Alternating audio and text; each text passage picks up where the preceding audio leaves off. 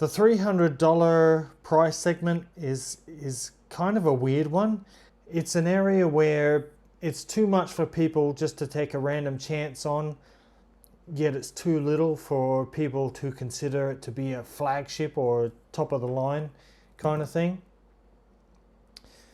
But today we've got a new contestant in that segment, got a couple of my favorite earphones in this price range. Find out what they are coming up soon. What's cracking, audio fans? It's David here from Prime Audio Reviews. Welcome to another review. So here it is, guys. It's the Anew or Anew X1. It's a penta driver, 5 drivers per side, consisting of 1 dynamic driver and 4 balanced armatures. This is a kind of a new brand. They've only had one previous model, as far as I know, the U1, which received a lot of good praise online from other reviews, but I never got to hear it myself. So I wasn't sure what to expect coming into this review. The X1 here has a very interesting feature, being the tuning modules that you can see on the front of the box here. These basically alter the crossover configuration to allow you to sort of customize the tuning somewhat from the default tuning, and we'll get into that as we go on. But here is the box, check it out. Here's the back of the box with some specs. 1DD 4BA, sensitivity is 108 dB, impedance is 20 ohms, frequency range 20 to 20 kilohertz. It's about all you need to know. I will say that they are reasonably easy to drive, but they actually do scale quite well with better sources. Inside of the sleeve here, you get a very nice box, quite substantial. I know you all don't want to see another unboxing, so we're skipping that part. When you do open the box, you basically find this Pelican style carry case. It's weather sealed, it's really nice, quite high quality. Obviously it's too big for most pockets, but they do include a fabric carrying pouch. And here are the IMs, here are the X1. I'll show you what you get in the box. You get the earphones, the fabric pouch, you get a little tool for changing the tuning modules. These are the tuning modules, and you get a Velcro cable strap as well, along with this lovely carrying case, of course. But now, let's have a closer look at these earphones. Okay, so here they are, the Anew X1. Quite a little bit on the chunky side. They are quite substantial in terms of weight. They are heavier than the average in-ear monitor. These are similar in weight to the Shanling ME500 Platinum Edition, which are quite heavy as well. But because they're worn over ear, I never have really had any problems with the weight of these, but just something to keep in mind if you do not like heavy IEMs. These might not be suitable for you, but otherwise, yeah, just a straightforward pseudo custom type shell, really nicely built. A glossy white finish there. On the top side you can see a vent, and it's interesting that the vents are color coded. It's just a nice little attention to detail there. Aluminium nozzles, of course, and that's about it. We've got an MMCX connector. Here on the faceplate is where you'll find the tuning modules. We'll get more into that soon when I get to talking about that. Right, so here is the cable, and this was the first of many surprises that I got with the Anew X1, because this is a really nice, very nice quality cable.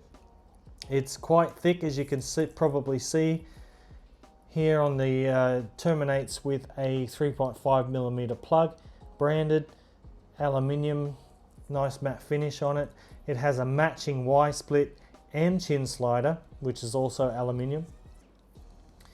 And at the top here we've got some color-coded transparent plastic MMCX connectors. It's just a very nice cable. It handles nicely. There's no significant microphonics at all. Excellent strain relief down here. It's a braided design, as you can see there. So first impressions when I opened the box and saw this cable with the IEMs, I thought, hey now, we might be onto something here. In terms of comfort, I really like these. Like I said, they might be heavy for some people, but I kind of like that. It gives them a premium feel. They feel kind of substantial. They feel very robust and sturdy, like they might last a long time and can survive a drop, you know. But overall, a very nice build. So I have no problems wearing these for hours at a time. They fit really great in my ears. It is quite important that you find a good fitting pair of ear tips. You need a really good stable fit, otherwise because of the weight, they might work their way out of your ears. So just keep that in mind. Now while we're here, I'm just going to quickly show you these tuning modules. There are 3 in total that come with the X1. The default modules that are installed out of the box are these red ones. And these are supposedly the treble module. And what they actually do is they kind of dip in the presence region. I might throw up a graph here to show you what I mean. They don't actually increase the treble, they decrease the presence region or part of the lower treble.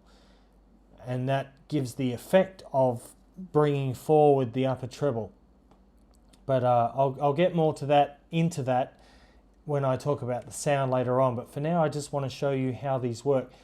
Now, when I first saw these modules, I thought it might be a bit of a gimmick. It kind of seemed like a bit of a gimmick, but when I saw them in person in my hand, these are actually aluminium. They're not plastic. They are really nicely machined aluminium. And there is a tool to pull them out, but I prefer just to do it with my fingers. But you have to be careful because it requires a bit of force, and if you're not careful, they can sort of pop off and go flying in the air. But that's what it looks like with the module removed. As you can see, there are 8 pins on the underside of each module. And like I said, they are aluminium. And when you insert them, you probably didn't hear that, but they actually click into place really nicely. Like, I've never had any concerns about losing these. They don't fall out. They just sit in there really nicely. It's a fantastic system. They're quite easy to remove and insert, but they are, once they're in, they are very stable. And yeah, so no need to worry about losing any of the filters while they're in your ears. I guess it's time now to talk about the sound. And this was probably the second surprise that I got with the Anew X1 was the quality, the audio quality, because man, these things do sound really good. Like I said, these are in a segment where a couple of my other favorite IEMs reside, those being the Shanling ME500 Platinum Edition and the Dunu DK2001, both amazing IEMs. So when you think that these cost slightly more than those, you kind of like, hold on a minute. But I tell you what, man, once you get them in your ears and listen, you'll know they do perform at that price level, because these are really, really good. In general, the sound is a little bit probably U-shaped, but it's quite balanced. You don't have a recessed mid-range. A nice full punchy bass and quite a lively treble, and a nice clean even mid-range. But we'll break that down into segments now, starting with the bass. The bass on the X1 has a lot of impact. With proper amplification, these can really give you a skull a pounding in a good way. It's not the fastest bass. It kind of has a medium attack and decay speed. So you get a really sort of a solid impact from the bass, but it's not a real sharp, snappy one. It maintains good control all the time, but it does have a nice, really thick, solid impact to it. And the extension, the bass extension is great. So you do get a nice, fantastic sub-bass rumble going on in your ears. Sounds really nice. And like I said, with a proper amp, when I hook these up to the YLM Bluetooth amplifier, which is an upcoming review, subscribe if you want to see that coming up. But when I plugged these into that, man, I couldn't believe the impact the bass was giving me. But it's not a destructive kind of bass. It doesn't. Moving on to the mid-range now, these have great clarity throughout the mid-range. They are nice and full-bodied, and they're very smooth. It's one of those. This is one of those earphones that kind of has some weird contradictions within its own sound. Like it has a really nice mid-range resolution, and it's very detailed as well. But at the same time, it's one of those smooth earphones. It's buttery smooth in the mid-range. Vocals have great articulation and detail, but they're not harsh at all. There's no sharp edges to them. Buttery smooth all the way along. If you are a vocal lover, acoustic guitars, orchestral strings sound amazing on these. And overall, the mid-range is just really pleasing.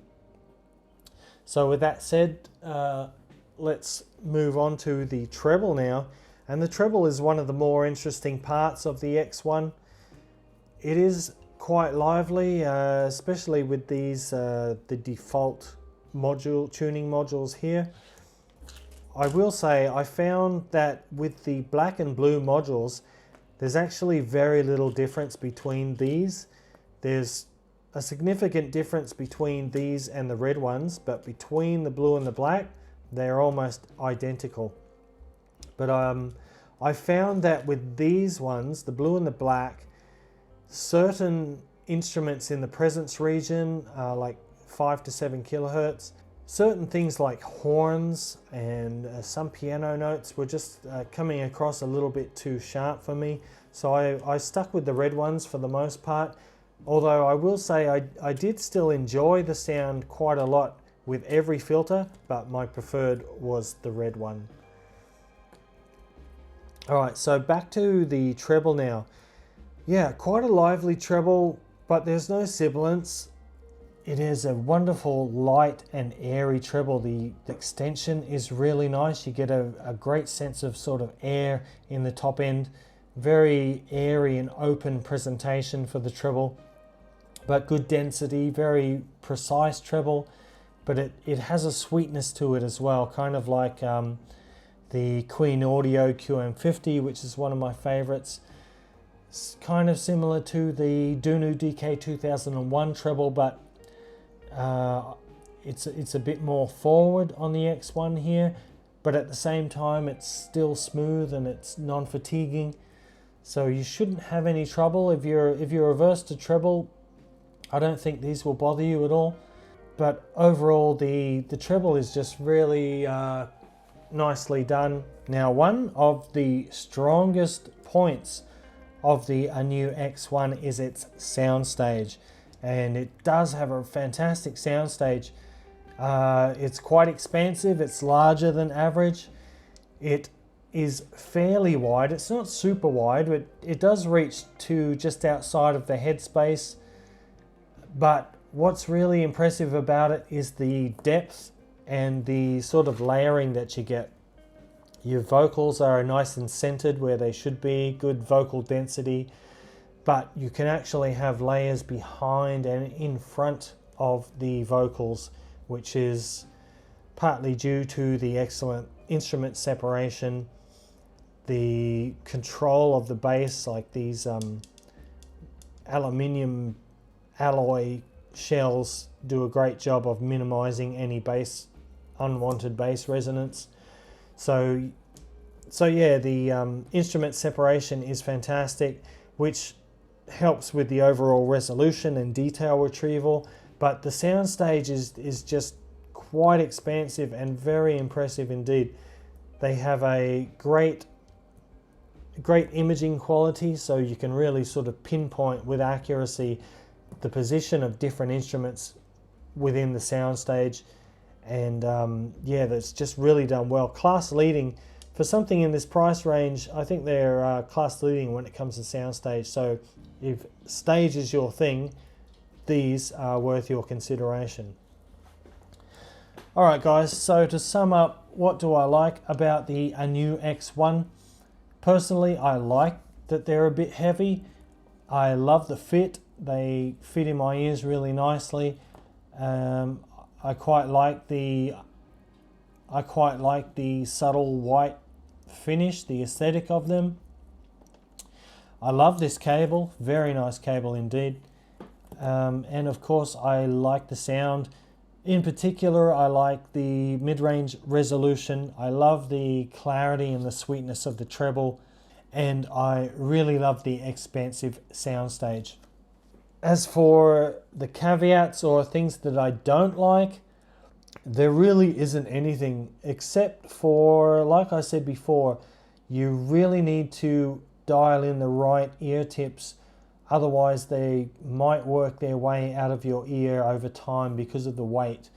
But apart from that, I don't really have any gripes. I don't have anything negative to say about the audio quality at all.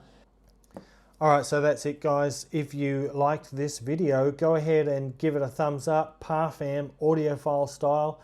If you're new here and you want to see more reviews like this in the future, make sure you hit that subscribe button. And until next time guys, I'll see you later.